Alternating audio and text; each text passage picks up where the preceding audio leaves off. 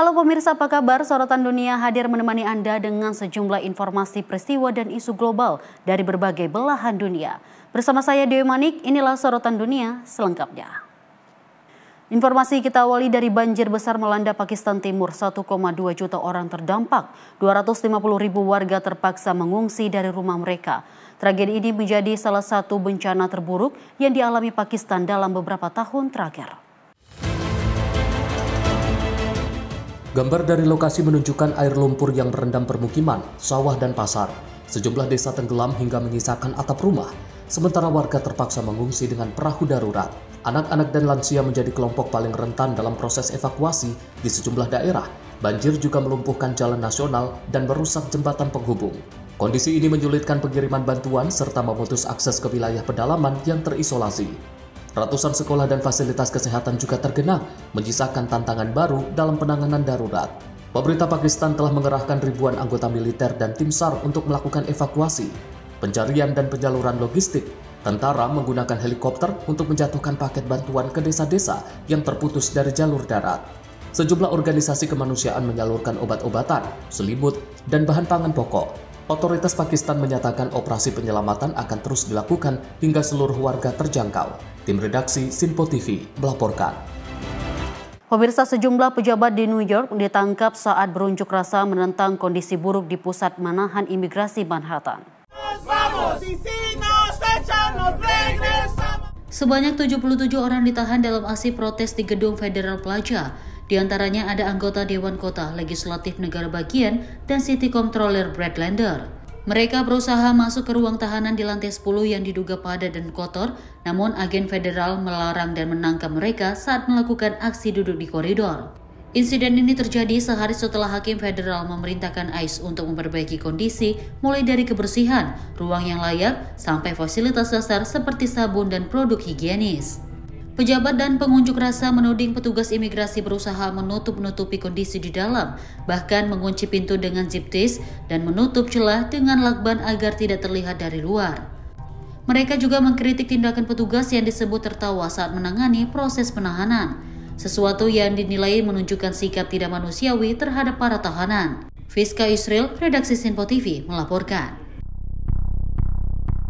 Kita lanjut, informasi dari ketegangan politik di Israel kembali meningkat. Ratusan warga berkumpul di dekat kediaman Perdana Menteri Benjamin Netanyahu di Yerusalem. Mereka menuntut pemerintah segera memulangkan para sandera yang masih ditahan di Gaza. Suara protes juga dipenuhi rasa duka atas tewasnya sejumlah tawanan selama konflik berlangsung. Aksi demonstrasi ini penuh dengan simbolisme. Para pengunjuk rasa berpakaian putih dengan noda merah menyerupai darah. Visual yang menggambarkan nasib para sandera yang tewas selama perang di Gaza. Mereka berdiri di depan rumah resmi Netanyahu, menyerukan pemerintah agar segera membuat keputusan untuk membebaskan sandera yang masih hidup. Di antara mereka terlihat kerabat dan orang tua para sandera yang tak kuasa menahan tangis. Mereka mengangkat foto-foto anggota keluarga yang masih hilang atau diduga ditawan di Gaza. Sejak perang meledak tahun lalu, Israel melaporkan ratusan warganya ditawan oleh kelompok bersenjata Palestina. Sebagian dibebaskan melalui perjanjian gencatan senjata, namun puluhan lain masih hilang atau diduga meninggal dalam penyanderaan. Di dalam negeri, tekanan terhadap Netanyahu makin berat. Keluarga sandera menuntut diplomasi dan perjanjian untuk menyelamatkan nyawa, sementara sejumlah elit politik dan pendukung garis keras mendorong operasi militer lanjutan di Gaza tanpa kompromi. Polisi diterjunkan untuk menjaga keamanan di sekitar rumah Perdana Menteri. Meski aksi berlangsung tertib, suasana dipenuhi emosi dan tegangan politik yang membuat pemerintah makin terjepit. Tim redaksi Sinpo TV melaporkan. Pemirsa, informasi kita lanjutkan dari penyaluran bantuan kemanusiaan di Gaza yang berujung tragedi. Puluhan orang tewas saat berebut paket bantuan yang dijatuhkan dari udara dan didistribusikan melalui darat. Insiden ini sekaligus menegaskan krisis kemanusiaan yang makin menghimpit di wilayah tersebut. Saksi mata menyebutkan ratusan warga berlari mengerubungi titik jatuhnya paket bantuan. Dalam kekacauan itu, banyak orang terinjak dan tergilas kendaraan saat bantuan darat tiba. Tim medis melaporkan puluhan orang tewas dan puluhan lainnya terluka. Kondisi Gaza saat ini sudah sangat terpuruk. Keterbatasan makanan, air, dan obat-obatan membuat warga nekat berburu bantuan meski nyawa menjadi taruhan. Sejumlah organisasi internasional mendesak adanya mekanisme penyaluran yang aman agar bantuan benar-benar sampai tanpa menimbulkan korban tambahan. Insiden ini sekaligus menunjukkan betapa mendesaknya solusi jangka panjang untuk menangani krisis di Gaza. Tim redaksi Sinpo TV melaporkan. Kita beralih dengan informasi dari kasus hukum yang melibatkan Luigi Mangione menjadi perhatian publik di Amerika Serikat. Jaksa penuntut umum menuduhnya sebagai pelaku terorisme, namun seorang hakim menyatakan tindakannya tidak masuk dalam kategori terorisme. Mangione didakwa setelah melakukan serangan yang menyebabkan kepanikan publik. Penuntut umum berargumen tindakannya memiliki unsur teror politik dan ancaman terhadap keamanan nasional. Namun hakim menggarisbawahi, meskipun berbahaya, motif serta skala aksi Mangione tidak memenuhi definisi terorisme dalam hukum federal. Keputusan ini memicu debat di kalangan pakar hukum dan politik. Sebagian pihak menilai penolakan label terorisme beresiko mengaburkan ancaman kekerasan domestik. Namun pihak lain berargumen penegakan hukum harus tetap berdasar pada definisi yang jelas dan tidak dipolitisasi. Kasus Mangione juga memunculkan kekhawatiran tentang bagaimana sistem hukum Amerika Serikat menangani insiden kekerasan non-negara. Perdebatan diperkirakan terus berlanjut seiring bertambahnya insiden yang dilihat sebagai teror domestik. Tim redaksi Sinpo TV melaporkan. Sementara itu, pemirsa, negara Qatar akan memberikan respon cepat yang legal atas serangan Israel ke Doha beberapa waktu lalu. Qatar turut menyoroti tindakan Israel yang selalu berada di luar batasan negara dalam persoalan konflik yang ada. Perdana Menteri sekaligus Menteri Luar Negeri Qatar, Muhammad bin Abdulrahman Al Thani, memastikan negaranya siap menghadapi segala bentuk ancaman atas Qatar dengan jaminan hukum internasional. Hal tersebut diungkapkan Abdulrahman usai serangan Israel ke Doha beberapa waktu lalu yang menargetkan pimpinan Hamas. Dirinya menyebut serangan ini tergolong sebagai tindakan terorisme negara di Qatar. Adapun serangan tersebut hanyalah menggagalkan upaya deeskalasi dan menegaskan rencana pemerintah Israel untuk menolak keras jalur damai dalam penyelesaian konflik Palestina.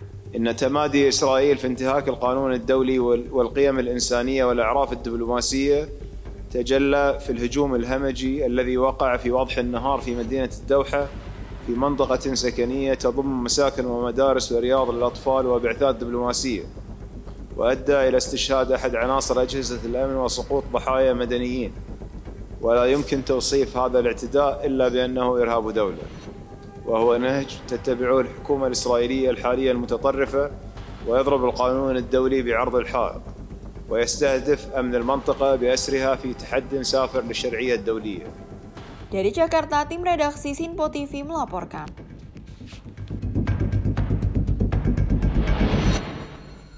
Kita lanjut informasi dari Denmark yang memimpin latihan militer bersama di Greenland melibatkan ratusan pasukan dari sejumlah anggota NATO di tengah meningkatnya kewaspadaan terhadap Rusia dan tegangan dengan Amerika Serikat. Latihan bertajuk Arctic Like 2025 ini melibatkan lebih dari 550 pasukan dari Denmark, Prancis, Jerman, Swedia, dan Norwegia. Komandan Arktik Denmark menyebut Rusia sebagai kekuatan regional yang harus diwaspadai, sekaligus menekankan hubungan baik dengan militer Amerika Serikat. Dalam sesi latihan, pasukan Denmark melakukan simulasi penyergapan kapal dengan dukungan pasukan khusus, diamati oleh perwakilan militer dari Amerika Serikat, Inggris, Kanada, Swedia, dan Jerman. Atraksi juga dilengkapi dengan jet tempur F-16 dan latihan tembak langsung. Latihan ini bertujuan untuk memperkuat kesiapan operasional militer Denmark dan Greenland, serta meningkatkan kapabilitas respon bersama NATO menghadapi potensi ancaman di kawasan Arktik dan Atlantik Utara. Fiska Israel, redaksi Sinpo TV melaporkan. Pemirsa, suasana hening pedesaan Pennsylvania Selatan mendadak berubah menjadi medan tembak. 3 polisi tewas dan 2 lainnya luka-luka dalam insiden penembakan yang mengejutkan warga. Pelaku yang diduga terlibat dalam kasus domestik akhirnya ditembak mati setelah konfrontasi panjang dengan pihak berwenang. Shooter is dead. I can confirm. Peristiwa berlangsung di kawasan pedesaan tempat yang biasanya sunyi dan damai. Kehadiran polisi ke lokasi awalnya untuk menindaklanjuti laporan kekerasan dalam rumah tangga yang telah dilaporkan sehari sebelumnya. Namun situasi berubah drastis saat pelaku membuka tembakan langsung ke arah petugas. Tembakan beruntun menyebabkan 3 anggota polisi tewas di tempat, sementara 2 lainnya terluka dan harus dilarikan ke rumah sakit terdekat. Dalam konfrontasi yang memanjang, petugas lain turun ke TKP dan balas menembak. Pelaku akhirnya tewas di tempat. Catatan nasional menunjukkan puluhan polisi di Amerika Serikat tewas setiap tahun dalam tugas. Banyak diantaranya akibat senjata api dalam insiden domestik yang tak terduga. Tim redaksi Sinpo TV melaporkan. Pemirsa, informasi selengkapnya akan kami hadirkan usai jeda berikut ini. Tetaplah bersama kami di Sorotan Dunia.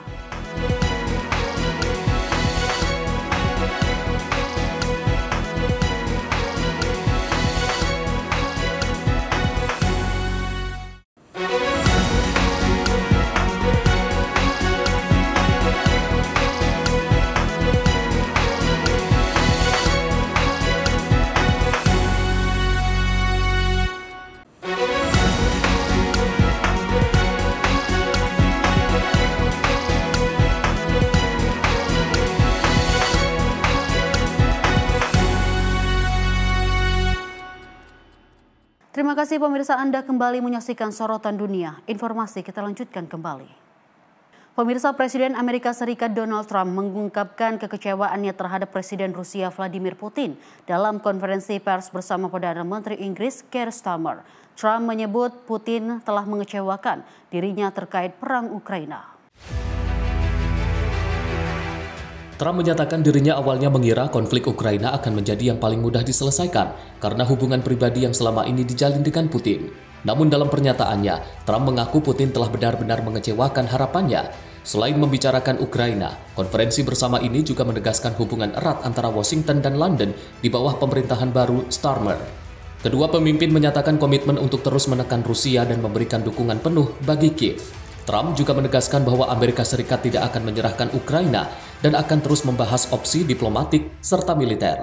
Sementara itu, PM Starmer menilai komentar Trump menandai babak baru dalam tekanan politik internasional terhadap Kremlin. Pernyataan Trump menjadi sorotan mengingat selama ini ia dianggap memiliki hubungan dekat dengan Putin. Banyak pengamat menilai komentar ini menunjukkan adanya pergeseran sikap Trump terhadap Rusia.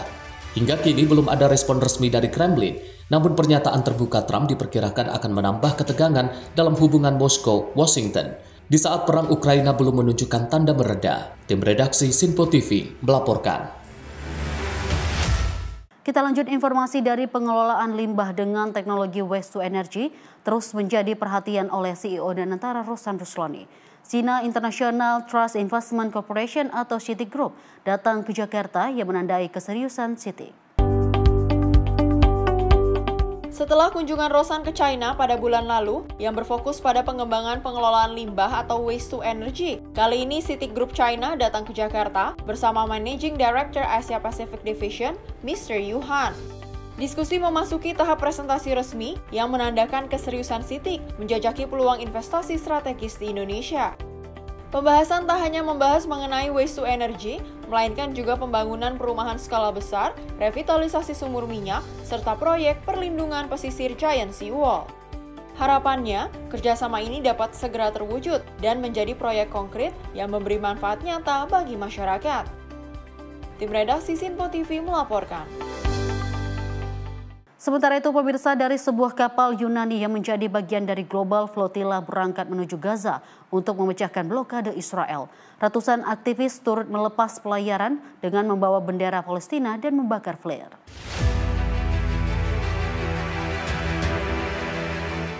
Sebuah kapal Yunani yang menjadi bagian dari Global Flotilla berangkat dari Pulau Siros menuju Gaza pada Minggu 14 September 2025. Untuk bergabung dengan armada internasional yang bertujuan memecah blokade Israel. Ratusan aktivis terlihat berkumpul di pelabuhan sambil melampaikan bendera Palestina dan membawa flare serta mengumandangkan slogan untuk mendukung misi kemanusiaan.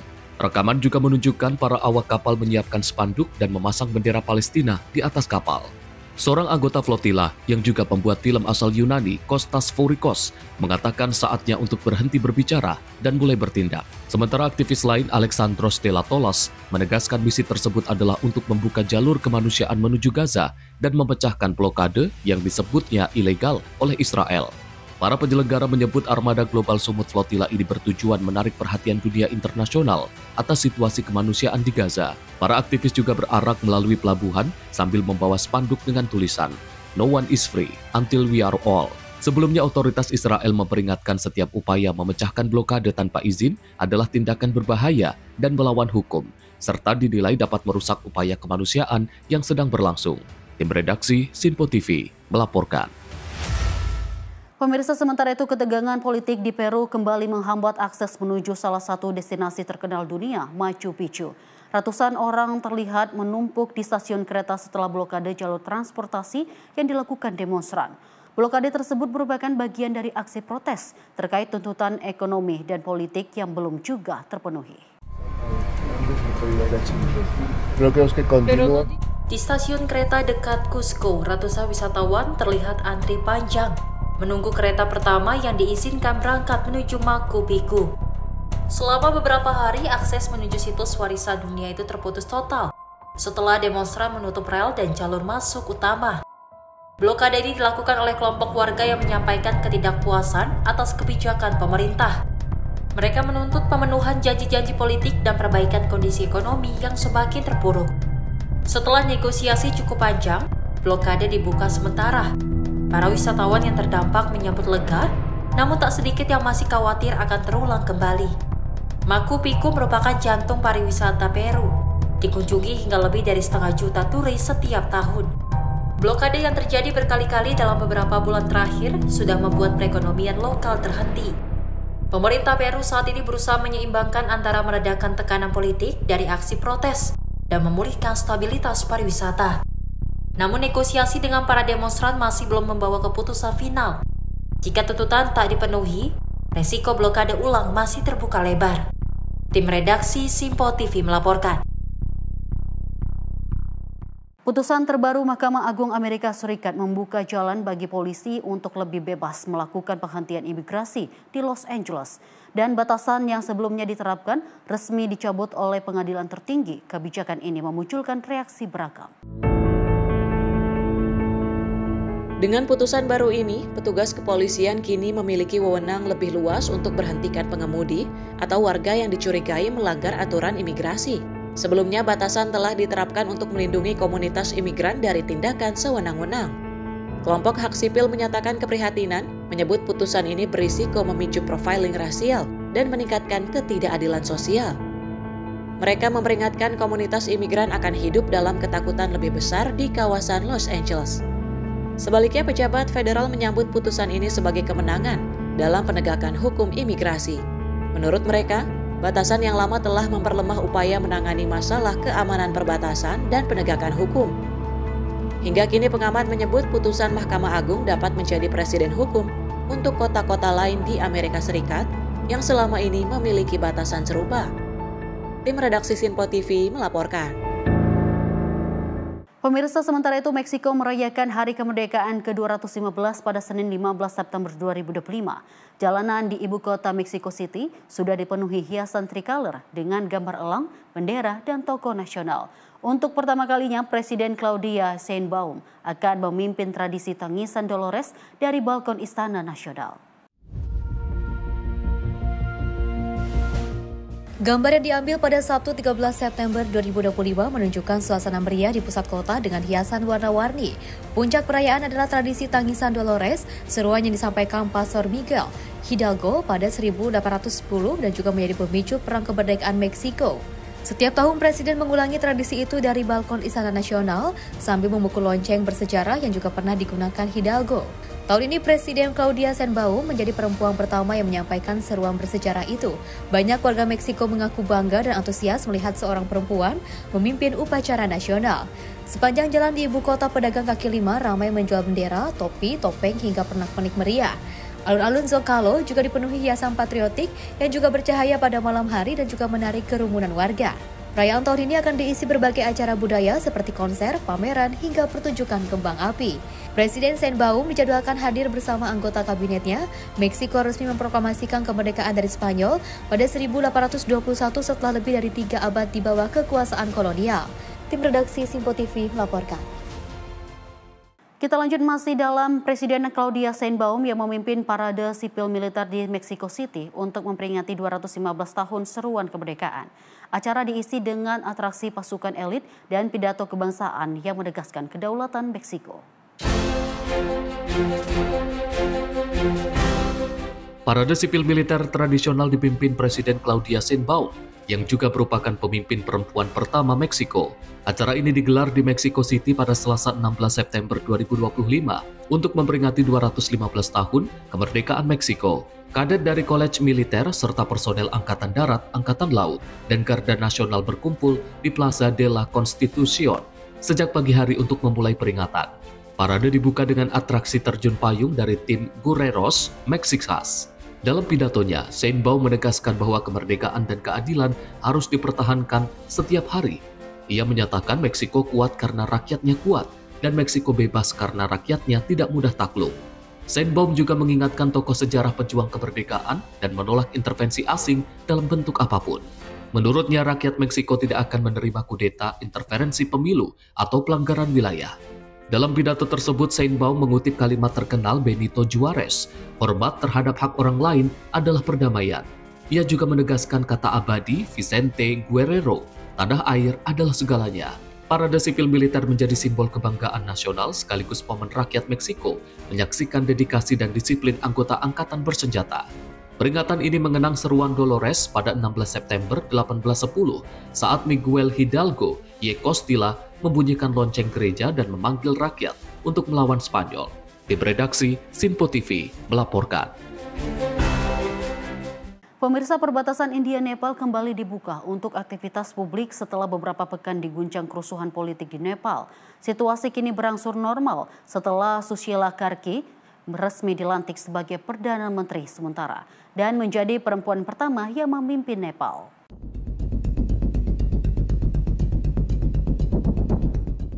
Perbatasan India-Nepal kembali normal setelah kerusuhan politik di Nepal yang menyebabkan sedikitnya 51 orang tewas dan lebih dari 1.300 orang luka-luka. Pos perbatasan Maharajganj di India kembali dibuka pada Senin 15 September 2025 untuk warga Nepal yang masuk guna berdagang dan bepergian.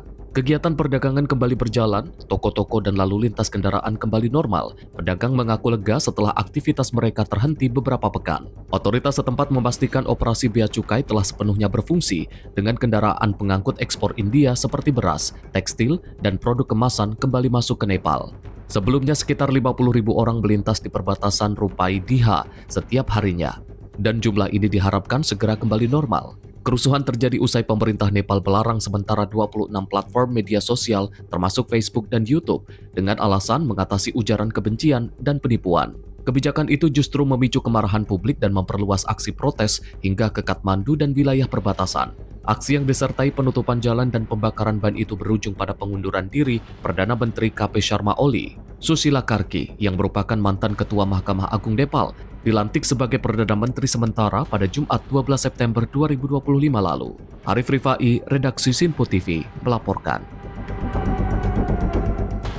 Pemirsa, pasukan bersenjata Israel diterjunkan ke kota Ramallah, Palestina pada Selasa 16 September 2025. Penembakan dan penggunaan gas air mata dilaporkan terjadi saat operasi penggerebekan di sebuah permukiman.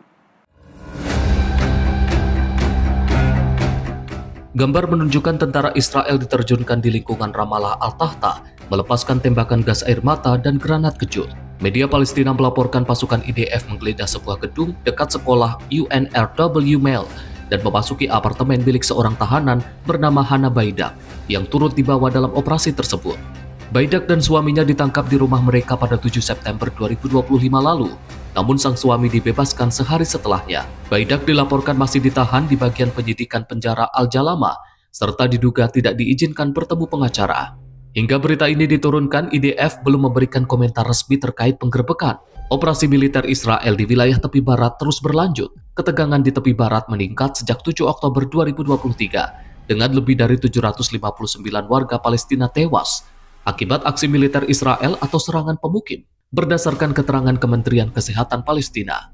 Sementara otoritas Israel mengklaim lebih dari 26 warga Israel tewas akibat serangan Palestina di tepi barat. Tim redaksi Simpo TV melaporkan. Kita lanjut informasi dari Wakil Presiden Uni Emirat Arab Sheikh Mansour bin Zayed Al Nahyan yang memimpin delegasi negerinya dalam KTT Darurat Arab Islam dan sesi khusus Dewan Kerjasama Gulf di Doha. Dalam pernyataan resmi, Uni Emirat Arab menyatakan dukungan penuh untuk Qatar yang menjadi target serangan Israel.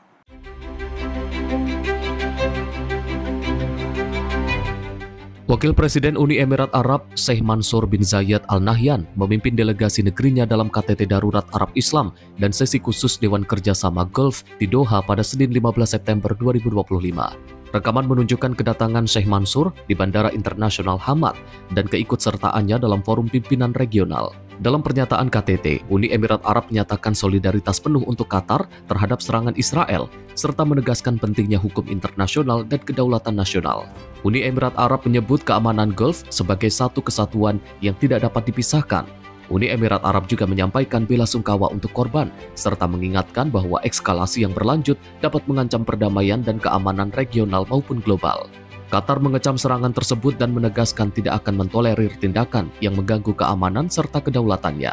Presiden Amerika Serikat Donald Trump menyebut Qatar sebagai sekutu penting, sambil memperingatkan Israel untuk berhati-hati dalam menangani konflik dengan Hamas.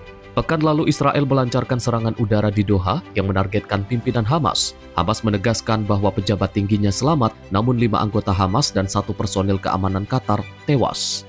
Banyak negara dan organisasi termasuk Mesir, Turki, Libanon, Iran, Saudi Arabia, dan Dewan Kerjasama Gulf mengecam serangan terhadap ibu kota Qatar. Arif Rifai, Redaksi Sinpo TV, melaporkan. Pemirsa, sementara itu Menteri Luar Negeri Sugiono menegaskan solidaritas Indonesia terhadap rakyat dan pemerintah Qatar pada konferensi tingkat tinggi darurat Arab Islam. Menurut Sugiono, apa yang terlihat di Doha bukanlah insiden yang terisolasi, melainkan konsekuensi tragis dari impunitas selama puluhan tahun. Menteri Luar Negeri Republik Indonesia Sugiono menegaskan solidaritas Indonesia terhadap rakyat dan pemerintah Qatar pada konferensi tingkat tinggi darurat Arab Islam yang berlangsung di Doha, Qatar pada Senin 15 September 2025. Sugiono mengatakan agresi Israel terhadap Qatar pekan lalu bukan hanya pelanggaran terhadap kedaulatan Qatar, namun juga pelanggaran nyata terhadap hukum internasional, piagam PBB dan juga prinsip-prinsip organisasi kerjasama Islam. Menurut Sugiono, apa yang terlihat di Doha bukanlah insiden yang terisolasi, melainkan konsekuensi tragis dari impunitas selama puluhan tahun. KTT Darurat Arab Islam di Doha membahas rancangan resolusi menanggapi serangan Israel ke sejumlah negara di Timur Tengah dalam beberapa waktu terakhir, terutama serangan Israel ke Doha pada 9 September 2025. Tim Redaksi Sinpo TV melaporkan. Dan pemirsa, informasi lainnya akan kami hadirkan usai jeda berikut ini. Tetaplah bersama kami di Sorotan Dunia.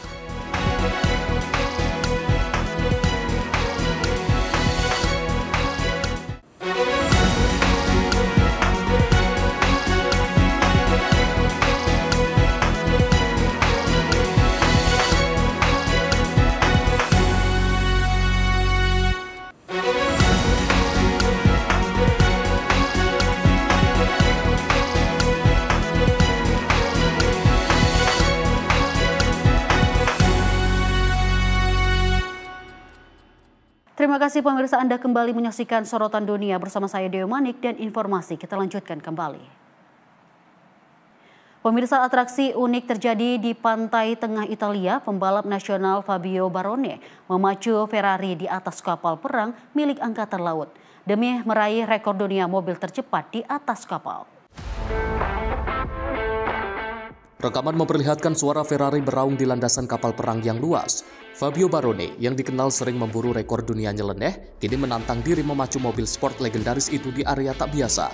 Dengan helm dan perlengkapan lengkap, Barone melaju kencang di sepanjang arena di atas kapal, mencoba membuktikan kalau Ferrari tetap bisa unjuk gigi meski di atas kapal perang. Pihak penyelenggara menyebut atraksi ini sebagai perpaduan teknologi otomotif dan kekuatan maritim Italia. Angkatan Laut Italia memberikan izin khusus untuk pemakaian kapal perang sebagai arena yang jarang terjadi. Barone menyatakan aksi ini bukan hanya soal kecepatan, tapi juga soal kebanggaan. Ia ingin memperlihatkan teknologi dan gaya hidup Italia ke dunia.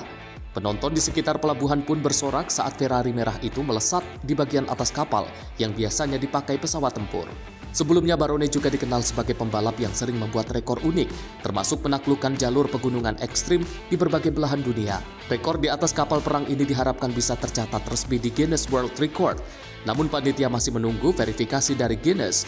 Fabio Barone menambahkan momen ini jadi simbol penyatuan semangat balap dengan tradisi maritim Italia. Tim redaksi Simpo TV melaporkan. Kita lanjut informasi dari pemimpin tertinggi Korea Utara Kim Jong-un yang menyatakan pengembangan kecerdasan buatan menjadi prioritas utama untuk memodernisasi teknologi senjata dan kemampuan drone militer. Dalam kunjungan ke Kompleks Teknologi Aeronautika tanpa awak di Pyongyang, Kim menyaksikan uji coba drone multifungsi dan kendaraan pengintai tanpa awak. Ia menekankan pentingnya pengembangan cepat teknologi AI untuk meningkatkan sistem senjata nirawak, serta mendorong perluasan produksi massal drone. Kunjungan ini terjadi hanya sepekan setelah Kim menyaksikan uji coba mesin roket berbahan bakar padat untuk rudal balistik antar benua yang diklaim memperluas kapabilitas nuklir Pyongyang. Korea Utara saat ini memiliki persenjataan yang meliputi rudal balistik dan kruise bersenjata nuklir, stok persenjataan nuklir yang terus bertambah, serta program satelit mata-mata yang masih berkembang. Fiska Israel, redaksi Simpo TV melaporkan. Pemirsa, para pengunjuk rasa yang tewas dalam demonstrasi anti pemerintah di Nepal dikremasi dengan penghormatan negara di Kathmandu. Dan pemerintah sementara Nepal menetapkan mereka sebagai pahlawan dan memberikan kompensasi untuk keluarga korban.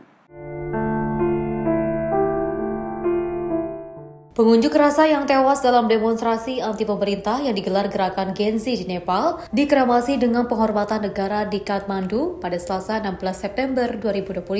Prosesi berlangsung haru saat para pelayat mengantar jenazah ke kuil Pasupatinath untuk dikremasi. Media lokal melaporkan prosesi dimulai dari Rumah Sakit Pengajar Tribhuvan melalui Cababil dan juga berakhir di kuil Pasupatinath. Sejumlah menteri juga hadir untuk memberikan penghormatan. Perdana Menteri sementara Susila Karki yang baru dilantik menetapkan para korban demo sebagai martir. Pemerintah juga mengumumkan 17 September sebagai Hari Berkabung Nasional. Selain itu, pemerintah memberikan dukungan dana sekitar Rp100.000 Nepal untuk biaya kremasi dan Rp1,5 juta untuk keluarga korban. Unjuk rasa anti pemerintah dipicu oleh larangan sementara 26 platform media sosial, termasuk Facebook dan YouTube. Larangan ini cepat dicabut namun memicu kemarahan publik yang meluas ke Kathmandu dan juga kota perbatasan Nelpangunj. Hingga kini korban tewas dilaporkan mencapai 72 orang, termasuk seorang warga India serta 1.300 orang terluka. Unjuk rasa yang meluas mengakibatkan Perdana Menteri KP Sarma Oli mengundurkan diri. Pada 12 September, mantan Ketua Mahkamah Agung Nepal, Susila Karki,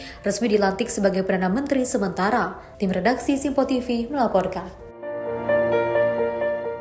Pemirsa, untuk pertama kalinya sejak dijatuhi vonis penjara selama 27 tahun, mantan Presiden Brazil Jair Bolsonaro muncul kembali di hadapan publik. Bolsonaro terlihat keluar dari kediamannya di Brasilia untuk menjalani prosedur medis di sebuah rumah sakit setempat.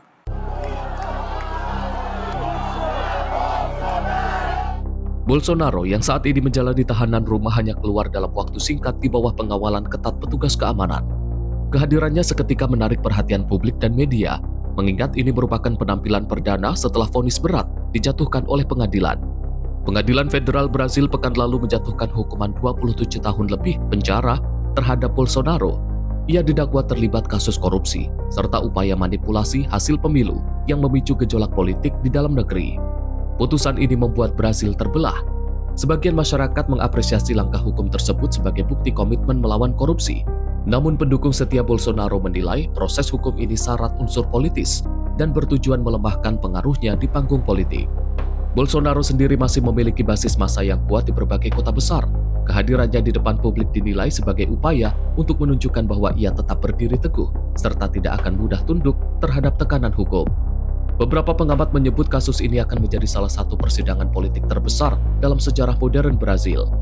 Putusan terhadap Bolsonaro bukan hanya menentukan nasibnya secara pribadi, namun juga diperkirakan akan mempengaruhi konstelasi politik menjelang pemilu mendatang. Ketegangan politik yang masih berlanjut ditambah basis pendukung Bolsonaro yang militan membuat situasi di Brasil diprediksi akan terus memanas dalam waktu panjang. Tim redaksi Simpo TV melaporkan. Indonesia dan Uni Emirat Arab meluncurkan program untuk mencetak 10 juta cadar dalam 3 tahun. Inisiatif ini bertujuan membekali generasi muda menjadi pencipta teknologi seperti kecerdasan buatan atau AI. Indonesia dan Uni Emirat Arab bekerjasama meluncurkan program besar untuk menghasilkan 10 juta coder dalam 3 tahun ke depan.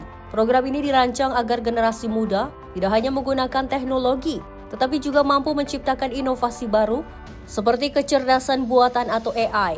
Wakil Menteri Komunikasi dan Digital, Ezar Patria, menyatakan program ini merupakan lanjutan dari kerjasama kedua negara di bidang digital. Selain fokus pada pengembangan talenta digital, kerjasama ini juga mencakup pertukaran pengalaman dalam transformasi layanan pemerintahan dengan UEA sebagai contoh keberhasilan transformasi digital dalam 1 dekade terakhir.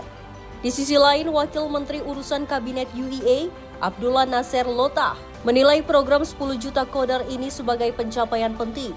Program tersebut diharapkan membuka peluang besar bagi generasi muda untuk mengembangkan aplikasi, membangun karir digital, dan bersaing di panggung global. Dewi Manik, tim redaksi Sinpo TV melaporkan. Kita lanjut informasi dari suasana yang memanas dalam sidang Senat Amerika Serikat. Direktur FBI Kash Patel terlibat bentrok argumen dengan sejumlah anggota Senat dari Partai Demokrat. Banyak pihak menilai sidang ini menunjukkan semakin besarnya polarisasi politik di Washington. Dalam sidang terbuka, Demokrat mengajukan pertanyaan kritis terkait langkah Patel dalam menangani sejumlah kasus sensitif. Mereka menilai Patel seringkali mengambil posisi politis alih-alih profesional. Suasana ruang sidang berubah tegang saat Patel membalas tuduhan dengan nada tinggi dan menyebut dirinya berkomitmen menegakkan hukum. Sejumlah Republikan di Senat memberikan dukungan penuh kepada Patel, sementara Demokrat terus menekankan pentingnya transparansi dan netralitas lembaga penegak hukum. Perdebatan panas ini menunjukkan betapa isu hukum dan keamanan nasional menjadi ajang tarik-menarik politik antar partai. Pengamat menilai kasus ini menjadi gambaran besar pertaruhan politik jelang pemilu Presiden 2025. Dan keputusan serta langkah Kash Patel akan terus menjadi sorotan. Tim redaksi Sinpo TV melaporkan. Sementara itu, pemirsa, dari latihan militer bersama pasukan Rusia dan Belarus Japat 2025 kini memasuki fase akhir. Pernyataan resmi dikeluarkan Kementerian Pertahanan Rusia. Rekaman menunjukkan personel militer mengoperasikan multiple launch rocket system dan kompleks robotika di lapangan latihan wilayah Nizhny Novgorod. Pasukan juga terlihat melaksanakan operasi serbu menggunakan kendaraan bermotor dan ATV. Dalam video terlihat kapal frigat Armada Utara, Admiral Golovko di Severomorsk meluncurkan rudal hipersonik ke arah sasaran pantai simulasi. Latihan digelar sejak 12 hingga 16 September 2025 di wilayah Rusia, Belarus, Laut Baltik, dan Laut Barents. Fokus utama dilaporkan pada penempatan pasukan negara persatuan untuk menjamin keamanan militer. Latihan juga mencakup pertahanan dari serangan udara, penanggulangan kelompok sabotase, dan perencanaan penggunaan senjata nuklir. Unit dari Departemen Pertahanan Negara Sekutu juga turut ambil bagian dalam manuver ini. Tim redaksi Sinpo TV melaporkan. Sebuah serangan udara Israel menghancurkan sebuah gedung di Gaza. Peristiwa ini terjadi setelah warga menerima peringatan evakuasi dari IDF. Rekaman video memperlihatkan asap tebal membumbung tinggi dan warga berkumpul di sekitar puing-puing bangunan yang hancur. Pengungsi mengatakan bahwa sebelum serangan terjadi, warga diminta untuk meninggalkan bangunan yang menjadi sasaran bom. Para pengungsi juga mempertanyakan sikap negara-negara Arab yang dinilainya hanya menyaksikan warga Gaza terus menjadi korban. Pusat Informasi Palestina mengumumkan bahwa sedikitnya 8 rumah di kamp pengungsi Shati hancur dalam serangan tersebut. Sementara itu, juru bicara IDF, Avichai Adrai, menuduh Hamas menggunakan masjid, rumah sakit, sekolah, tempat penampungan, fasilitas sipil, dan menara perumahan sebagai infrastruktur teroris. IDF menegaskan akan melanjutkan serangan terhadap gedung-gedung tinggi di Gaza yang dianggap menjadi ancaman langsung. Sejak Oktober 2023, Israel melakukan operasi militer di seluruh Gaza yang hingga saat ini telah menyebabkan 64.718 orang Palestina tewas dan 163.859 orang terluka. Tim redaksi Sinpo TV melaporkan. Kita lanjut informasi dari tentara Israel yang menghancurkan rumah seorang tahanan Palestina di tepi barat pada Selasa 9 September 2025 sebagai tindakan balasan atas penembakan mematikan di Yerusalem Timur sebelumnya. Dan penghancuran rumah tersebut menyulutkan bentrokan antara warga dan tentara Israel yang mengakibatkan 2 orang terluka.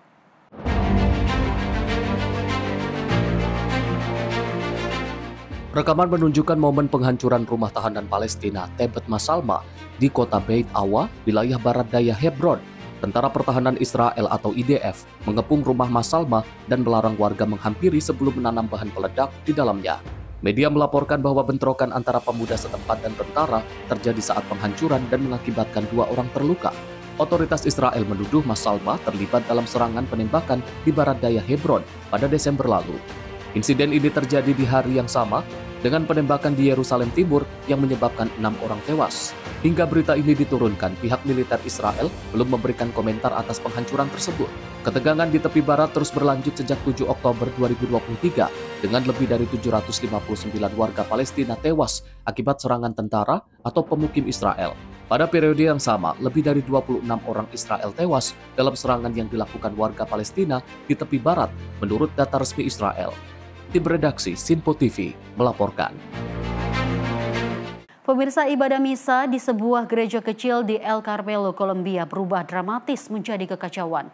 Doa dan nyanyian jemaat tiba-tiba terhenti saat suara tembakan beruntun menggema di luar gedung gereja. Insiden ini diduga kuat merupakan bagian dari serangan yang dilancarkan kelompok pemberontak disiden FARC yang masih aktif di wilayah pedalaman Kolombia.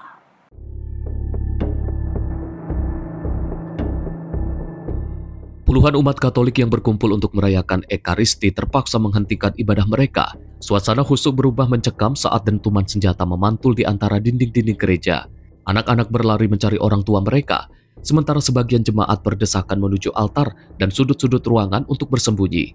Pihak militer Kolombia mengkonfirmasi bahwa baku tembak terjadi di sekitar kota El Carmelo antara pasukan keamanan dan sekelompok pemberontak disiden yang menolak menandatangani perjanjian damai 2016. Kelompok ini terlibat dalam perdagangan kokain, penguasaan wilayah pedesaan, dan memanfaatkan warga sipil sebagai perisai hidup. Meski tidak ada korban jiwa dilaporkan di dalam gereja, beberapa jemaat menderita luka ringan akibat terjatuh dan terinjak saat kepanikan terjadi. Kehidupan sehari-hari warga di El Carmelo yang selama ini tergantung pada pertanian, kini kian diliputi rasa takut. Banyak di antara mereka memilih mengungsi sementara ke kota-kota tetangga. Sejak ditandatanganinya perjanjian damai dengan FARC, pemerintah Kolombia berhasil mengurangi intensitas konflik. Namun fragmen-fragmen pemberontak yang menolak perjanjian tersebut masih berkeliaran dan menjadi penghalang besar bagi stabilitas di wilayah pedalaman. Kelompok-kelompok ini diperkirakan masih menguasai ratusan anggota bersenjata yang teguh melanjutkan perlawanan. Tim redaksi Sinpo TV melaporkan. Kita lanjut informasi dari Sebastian Ogier yang meraih kemenangan di ajang WRC Chile 2025, mengalahkan rekan setimnya Elfyn Evans dalam membawa tim Toyota mencetak sejarah dengan kemenangan ke-103. Juara dunia 8 kali, Sebastian Ogier berhasil mengungguli rekan setimnya Elfyn Evans dengan selisih 11 detik bersama co-driver Vincent Landais. Ogier mengamankan kemenangan keduanya secara beruntun. Hasil ini sekaligus mengantarkan Toyota Gazoo Racing meraih kemenangan ke-103, sekaligus memperlebar jarak di klasemen konstruktor dan semakin dekat dengan gelar kelima secara beruntun. Adrian Vermaus yang sempat memimpin di hari pertama harus puas finish di posisi ketiga sebagai pembalap terbaik Hyundai. Juara bertahan Thierry Neuville menyusul di urutan keempat, sementara OTT Tanak hanya mampu meraih 1 poin setelah alami masalah mesin. Kalle Rovanpera turun ke posisi 3 klasemen setelah hanya finish di urutan 6, sedangkan Oliver Solberg sukses mengunci gelar WRC 2 bersama co-drivernya Elliot Domenson. Dengan hasil ini, Ogier berada 2 poin di depan Evans di klasemen pembalap dan dipastikan membuka jalan di Central European Rally bulan depan, keuntungan strategis bagi sang pembalap Prancis di lintasan aspal. Tim redaksi Sinpo TV melaporkan. Pemirsa, Festival Bunga Tahunan Floriada di Canberra resmi dibuka dengan pameran memukau sejuta tulip yang mengubah kota menjadi lautan warna. Penyelenggara optimis jumlah pengunjung tahun ini dapat melampaui 500,000 orang. Canberra menyambut musim semi dengan membuka Floriada ke-38 yang menyuguhkan pameran 1 juta tulip dan juga mengubah kota menjadi lautan warna. Rekaman menunjukkan puluhan pengunjung berjalan di sekitar taman tulip berwarna-warni dan mengabadikan momen. Sementara beberapa seniman terlihat melukis di depan hamparan bunga. Sebanyak 1 juta bunga di Commonwealth Park melalui berbagai tataan taman.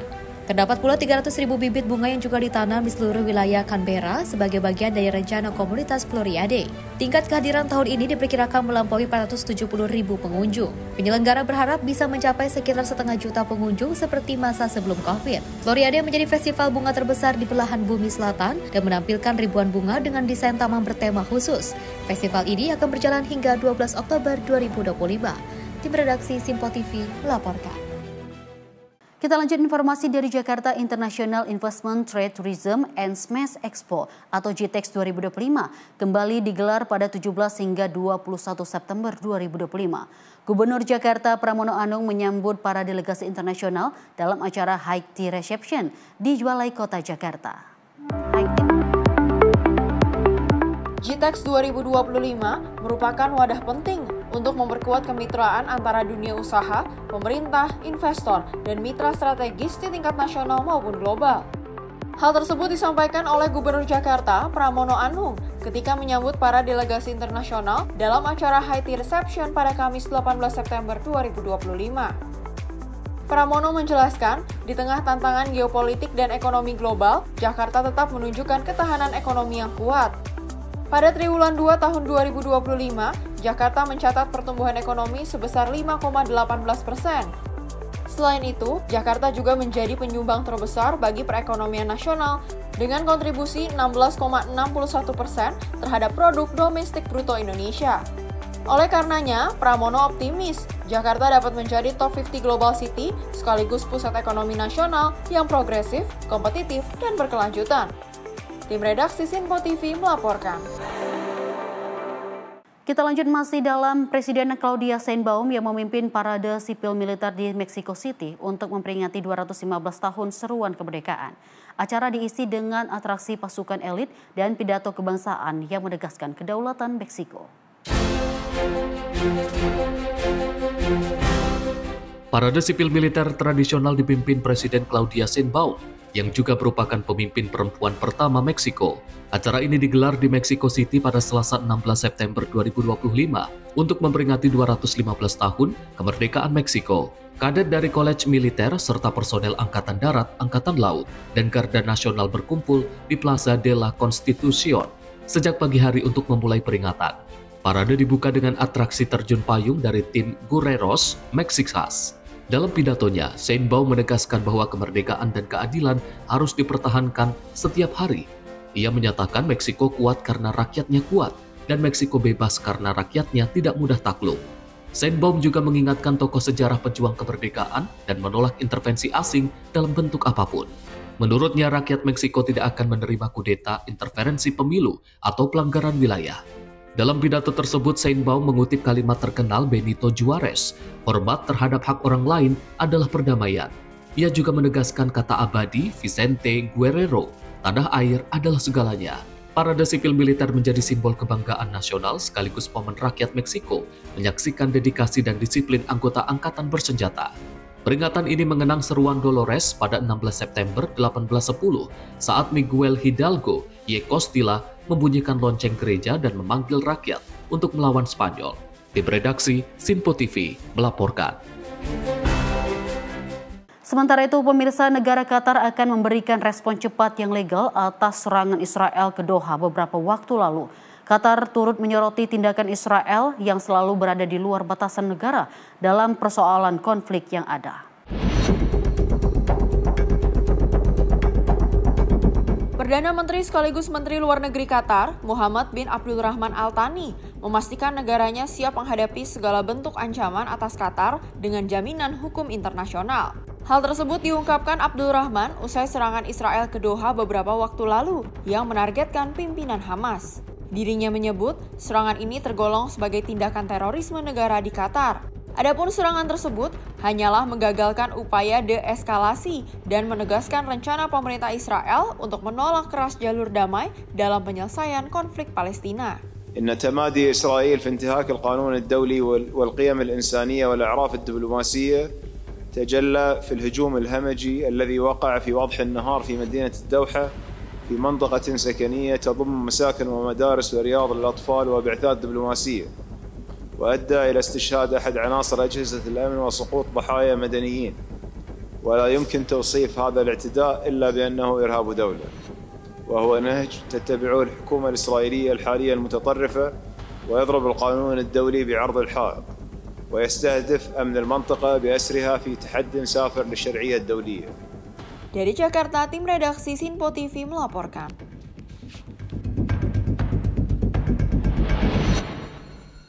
Pemirsa, perbatasan India-Nepal kembali dibuka untuk aktivitas publik setelah beberapa pekan diguncang kerusuhan politik di Nepal. Situasi kini berangsur normal setelah Sushila Karki resmi dilantik sebagai Perdana Menteri sementara dan menjadi perempuan pertama yang memimpin Nepal.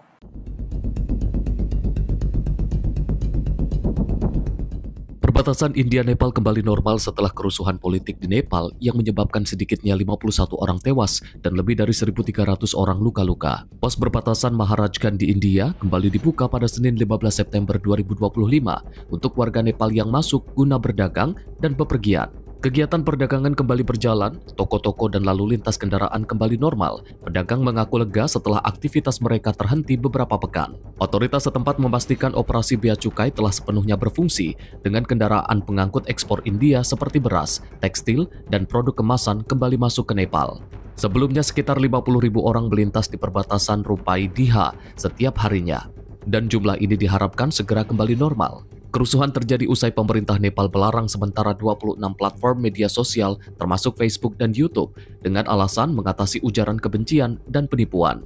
Kebijakan itu justru memicu kemarahan publik dan memperluas aksi protes hingga ke Kathmandu dan wilayah perbatasan. Aksi yang disertai penutupan jalan dan pembakaran ban itu berujung pada pengunduran diri Perdana Menteri KP Sharma Oli. Sushila Karki, yang merupakan mantan Ketua Mahkamah Agung Nepal, dilantik sebagai Perdana Menteri sementara pada Jumat 12 September 2025 lalu. Arif Rifai, redaksi Sinpo TV, melaporkan. Kita lanjut informasi dari Wakil Presiden Uni Emirat Arab, Sheikh Mansour bin Zayed Al Nahyan yang memimpin delegasi negerinya dalam KTT Darurat Arab Islam dan sesi khusus Dewan Kerjasama Gulf di Doha. Dalam pernyataan resmi, Uni Emirat Arab menyatakan dukungan penuh untuk Qatar yang menjadi target serangan Israel.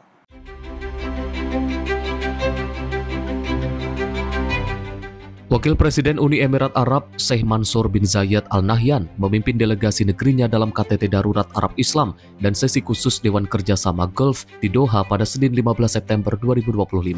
Rekaman menunjukkan kedatangan Sheikh Mansour di Bandara Internasional Hamad dan keikutsertaannya dalam forum pimpinan regional. Dalam pernyataan KTT, Uni Emirat Arab menyatakan solidaritas penuh untuk Qatar terhadap serangan Israel, serta menegaskan pentingnya hukum internasional dan kedaulatan nasional.